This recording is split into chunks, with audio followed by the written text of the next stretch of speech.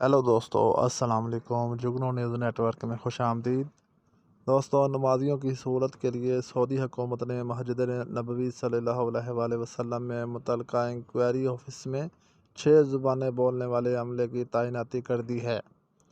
غیر ملکی ذرائع ابلاغ کے مطابق مسجد نبوی صلی اللہ علیہ وآلہ وسلم میں تعینات کیا جانے والا عملہ عربی، انگریزی، اردو، انڈونیشی، فارسی اور ترکی بول اور سمجھ سکتا ہے۔ دا انکوائر اباؤٹ مدینہ سینٹر کا عملہ روضہ رسول کے علاوہ مدینہ کے تمام اہم مقامات بشمول اسلامی تہذیب کے میوزیم اور عالمی میلے کے بارے میں آنے والے زائرین اور نمازوں کو معلومات فراہم کرتا ہے۔ معمر افراد بھی نقل و حرکت کے لیے اس مرکز سے مدد لے سکتے ہیں، یعنی کہ جو ضعیف افراد ہیں وہ بھی ادھر ادھر آنے جانے کے لیے اس عملے سے مدد لے سکتے ہیں۔